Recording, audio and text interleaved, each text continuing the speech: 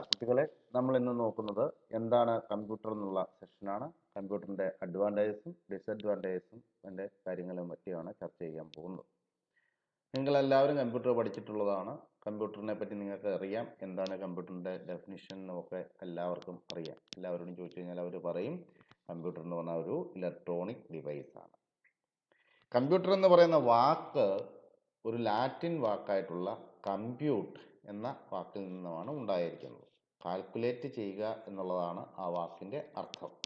അപ്പം അങ്ങനെ നോക്കുമ്പോൾ വിവിധങ്ങളായിട്ടുള്ള അരിത്തമെറ്റിക്കൽ ഓപ്പറേഷൻസും ലോജിക്കൽ ഓപ്പറേഷൻസും അല്ലെങ്കിൽ സിമ്പിളായിട്ട് പറഞ്ഞാൽ കാൽക്കുലേഷൻസ്, ആ കാൽക്കുലേഷൻസ് നടത്തുന്നതിന് വേണ്ടി ഉപയോഗിക്കപ്പെടുന്ന ഒരു ഇലക്ട്രോണിക് ഡിവൈസാണ് കമ്പ്യൂട്ടർ എന്ന് നമുക്ക് പറയാം. അപ്പോൾ computer is an electronic device which can perform various kinds of task.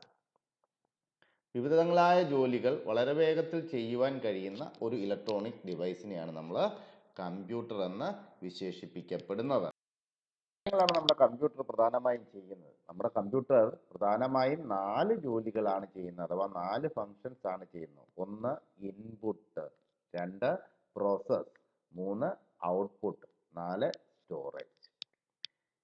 ആ 4 ജോലികൾ ചെയ്യുന്ന ഒരു ഡിവൈസാണ് നമ്മുടെ കമ്പ്യൂട്ടർ. നമ്മൾ പറഞ്ഞു IPOS, input, process, output, store എന്ന ആ 4 ജോലികളെ നമ്മൾ ചുരുക്കത്തിൽ അറിയുന്നത് IPOS എന്ന ചുരുക്കപ്പേരിലൂടെയാണ്. ഇൻപുട്ട് ചെയ്യുക എന്ന് പറഞ്ഞു കഴിഞ്ഞാൽ ഡാറ്റ കളക്ട് ചെയ്യുകയും അതിനെ കമ്പ്യൂട്ടറിലേക്ക് എൻ്റർ ചെയ്യുകയും ചെയ്യുക.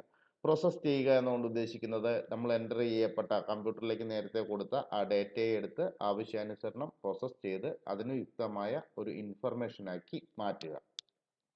അടുത്തത് ഐയും പിയും കഴിഞ്ഞ് ഇനി ഔട്ട്പുട്ട് എന്ന് പറഞ്ഞു കഴിഞ്ഞാൽ നമുക്കിപ്പോൾ ജനറേറ്റ് ചെയ്യപ്പെട്ട ഒരു റിസൾട്ട് ഉണ്ട്, അഥവാ ഒരു ഇൻഫർമേഷൻ ഉണ്ട്. ആ ഇൻഫർമേഷന് ഓരോരുത്തരുടെയും ആവശ്യമായ രീതിയിലേക്ക് ഔട്ട്പുട്ട് ചെയ്ത് കൊടുക്കുക. ഫോർ എക്സാമ്പിൾ, നിങ്ങൾക്ക് നിങ്ങളുടെ മാർക്ക് ലിസ്റ്റ് പ്രിൻ്റ് ചെയ്ത് വന്നതോ നിങ്ങളുടെ അലോട്ട്മെൻറ്റ് സ്ലിപ്പ് വന്നതോ ഒക്കെ ഒരു ഔട്ട്പുട്ടിൻ്റെ ഭാഗങ്ങളാണ്. അടുത്ത ലാസ്റ്റ് സ്റ്റേജാണ്, അഥവാ അടുത്ത ഫൈനൽ കമ്പ്യൂട്ടറിൻ്റെ ഏറ്റവും പ്രധാനപ്പെട്ട മറ്റൊരു സ്റ്റേജാണ് സ്റ്റോറേജ് എന്ന് പറയുന്നത്. നമ്മൾ ഈ സേവ് ചെയ്യപ്പെട്ട അല്ലെങ്കിൽ ഇൻപുട്ട് ചെയ്യപ്പെട്ട ഡാറ്റയും ജനറേറ്റ് ചെയ്യപ്പെട്ട ഔട്ട്പുട്ടുകളും സ്റ്റോർ ചെയ്ത് വെക്കേണ്ടുന്ന ആവശ്യം ഉണ്ട്. അതിനുവേണ്ടിയാണ് നമ്മൾ സ്റ്റോറേജ് എന്ന് പറയുന്ന ഫേസ് ഉപയോഗിക്കുന്നത്. എന്തൊക്കെയാണ് കമ്പ്യൂട്ടറിൻ്റെ ക്യാരക്ടറിസ്റ്റിക്സ് അഥവാ അഡ്വാൻറ്റേജസ് എന്നുള്ളത്, അതായത് ഫീച്ചേഴ്സ് എന്നൊക്കെയും പറയാം. അപ്പോൾ ആദ്യത്തെ അഡ്വാൻറ്റേജ് എന്ന് പറയുന്നത് സ്പീഡാണ്. കമ്പ്യൂട്ടർ വളരെ വേഗതയിലാണ് പ്രവർത്തനങ്ങൾ നടത്തുന്നത്. ഹൈ സ്പീഡ് ഓപ്പറേഷൻസ് ആണ് കമ്പ്യൂട്ടറിൽ എപ്പോഴും നടക്കപ്പെടുന്നത്. രണ്ടാമത്തത് ആക്യുറസി അഥവാ കൃത്യത എന്നുള്ളതാണ്. കമ്പ്യൂട്ടറിൻ്റെ പ്രവർത്തനങ്ങൾ, അതിൻ്റെ കാൽക്കുലേഷൻസ് വളരെ ആക്യുറേറ്റ് ആയിട്ട് കൃത്യതയോടെ നമുക്ക് ചെയ്യുവാൻ കഴിയുന്നു. അടുത്തതോ ഡിലിജൻസ് അഥവാ ഹാർഡ് വർക്കിംഗ് എന്നുള്ളതാണ്. നമ്മൾ മനുഷ്യരൊക്കെ കുറേ കഴിയുമ്പോഴേക്കും എന്തെങ്കിലും ജോലികൾ ചെയ്ത് കുറച്ച് കഴിയുമ്പോഴേക്കും നമുക്ക് മടുപ്പ് തോന്നും, അല്ലേ, ക്ഷീണം തോന്നും. പക്ഷെ കമ്പ്യൂട്ടർ ഒരു മെഷീൻ ആകുന്നതുകൊണ്ട് അതിന് അങ്ങനെ പ്രത്യേകിച്ച് ക്ഷീണമൊന്നും തന്നെ തോന്നുന്നില്ല. അഡ്വാൻറ്റേജ് ആണ് വേഴ്സാറ്റിലിറ്റി എന്ന് പറയുന്നത്.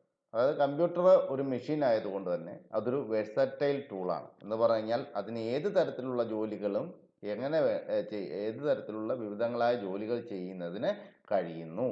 അതിൻ്റെ മറ്റൊരു അഡ്വാൻറ്റേജ് ആണ് ലാർജ് മെമ്മറി അഥവാ സ്റ്റോറേജ് എന്നുള്ളത് നമുക്ക് പറയാം. ഏറ്റവും കൂടുതൽ ഡാറ്റ, എത്ര വോളിയം ഓഫ് ഡാറ്റ ഉണ്ടെങ്കിലും എത്ര വലിയ ഡാറ്റ ഉണ്ടെങ്കിലും അതിനെ നമുക്ക് വളരെ സുരക്ഷിതമായി കമ്പ്യൂട്ടറിൻ്റെ മെമ്മറിയിൽ സൂക്ഷിക്കാൻ കഴിയുന്നു എന്നുള്ളതാണ് അതിൻ്റെ പ്രധാനപ്പെട്ട അഡ്വാൻറ്റേജ്. അപ്പോൾ എന്തൊക്കെയാണ് കമ്പ്യൂട്ടറിൻ്റെ അഡ്വാൻറ്റേജ് എന്ന് ഒരിക്കൽ കൂടി നമുക്ക് നോക്കാം. Speed, accuracy, diligence, versatility and large memory. ഇപ്പം അഡ്വാൻറ്റേജ് പോലെ തന്നെ കമ്പ്യൂട്ടറിന് ചില ഡ്രോബാക്കുകളുണ്ട്, അഥവാ ഡിസഡ്വാൻറ്റേജ് ഉണ്ട്, അല്ലെങ്കിൽ ചില ലാക്കുകൾ ഉണ്ട്. അവ എന്താണെന്നാണ് നോക്കുന്നത്. ഒന്ന്, നോ IQ. എന്ന് പറഞ്ഞാൽ ഇൻ്റലിജൻറ്റ് കോഷ്യൻ എന്ന് പറഞ്ഞാൽ വിചാരപരമായി ചിന്തിക്കാനുള്ള കഴിവ് ഇല്ല. മനുഷ്യന് മാത്രമാണ് അങ്ങനെയുള്ളൊരു കഴിവുള്ളത്. കമ്പ്യൂട്ടറിന് അത്തരം കഴിവ് നിലവിൽ അവൈലബിൾ അല്ല. പിന്നെ അത്തരം ഡിസിഷൻ മേക്കിംഗ് പവർ ഇല്ല. Lack of decision making power. ഒരു കാര്യം വരുമ്പോൾ, ഒരു സിറ്റുവേഷൻ വരുമ്പോൾ ആ സിറ്റുവേഷനെ ഫേസ് ചെയ്തുകൊണ്ട് ഒരു തീരുമാനമെടുക്കുന്നതിനുള്ള കഴിവ് കമ്പ്യൂട്ടറിനില്ല. അതുകൊണ്ടാണ് നമുക്ക് കമ്പ്യൂട്ടറിനെ അത്തരം കാര്യങ്ങൾക്ക് കൂടുതൽ ഉപയോഗിക്കപ്പെടാൻ കഴിയാതെ വരുന്നത്.